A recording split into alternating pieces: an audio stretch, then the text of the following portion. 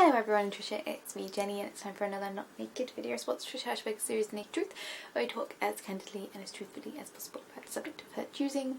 Straight out the shower, no makeup. Most people choose to do it naked, I choose not to. First take, one take, all of that malarkey. And my hair's slightly drier than normal because trying to persuade myself not to immediately fall asleep it took about half an hour to kind of re-wake myself up after showering, so there we go. But my hair is still wet because it takes forever to dry. And this week's subject is going to be a very brief subject because I hadn't really thought about it too much in terms of the subject matter more deeply than the overall concepts. So, in order for you guys to actually understand what I was just saying in words, this week's subject is the dark side of the internet, or the dark net. And the thing with the internet is the strength of it and the great flaw to it. It is international, completely open, and also completely anonymous communication. And that is just the great positivity and the great negativity to this medium, in that, you know, there is freedom of speech and there's also freedom of privacy, theoretically, although that's not always the case. So opinions and thought processes can be very open and supposedly anonymous, and very negative things can also be trafficked, and that obviously varies from kind of very like surface level, you know, trolling and bullying and the discussion of issues which can either be misinterpreted because written language is very easily misinterpreted, or deliberately vindictive, or some combination of both, or some other level of opinion which could not necessarily agree with other people's opinions. And that's basically how trolling works. It's a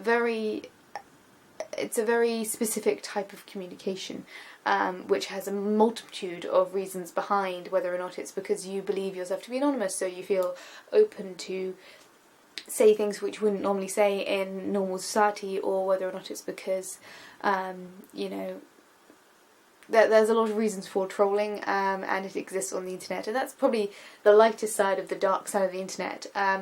Going from that, obviously, freedom of communication goes into freedom of expression, and that can, you know, go to more personal and sexual and all of those things side of things. And again, it's a great positive thing. It's, you know, there is a great side of freedom to be yourself, and freedom from persecution in terms of sexual needs and requirements. There is, you know, there is an industry for porn. The internet is made for porn, quote unquote. So, you know, there is that level of freedom of expression and communication which is very positive, and it leads to people being able to express themselves and their sexuality and their,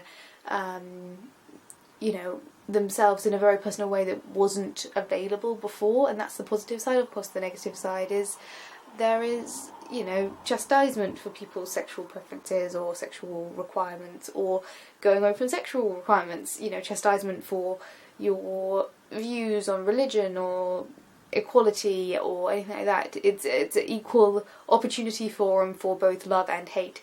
And then, of course, there is the really dark side of the internet, which is the illegal side of it, whether that's hacking or information distribution or distribution of people or products which are illegal, whether that's illegal to your country or illegal to you know, international law, and that one is much darker and somewhere I just don't go. In fact, I'm renowned for being one of the few people that I know who still use Safe Search on Google, because there's some things on the internet that I don't want to see and I don't want to partake in any way, shape or form. The closest I've come to watching porn has been Zack and Miri Make a Porno, or True Blood, or Game of Thrones.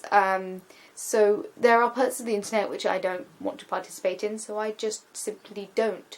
And the dark internet, the dark internet, the illegal side, the part that deals in sex trafficking and child abuse and illegal distribution of items such as weaponry and drugs and all of those sort of things, I just very much steer clear of it. I'm very aware of it, and I am from a family whose professional life includes internet protection and security. So I have lots of virus protection, and I use AdBlock and I use Safe Search, and I deliberately avoid a lot of the aspects of the internet which would be negative, affective, or things that I don't want to see. And that's not to say I draw a blind eye to it, but it's just something that I don't feel like I need to include in my life, because if I were to include it in my life, that adds viewership to negative things. And yeah, very convoluted way of saying it. I promise it would be a short video. It's not, but there we go. Those are my thoughts. The dark side of the internet. The internet is a scary and wonderful place, but mostly the parts that I frequent are the wonderful places, and the scary parts I avoid like crazy. Anyway, I'm very tired. I'm gonna go to bed. Thank you all for watching. I'm sorry this video is late, as always. And I'll see you guys all soon. Bye guys.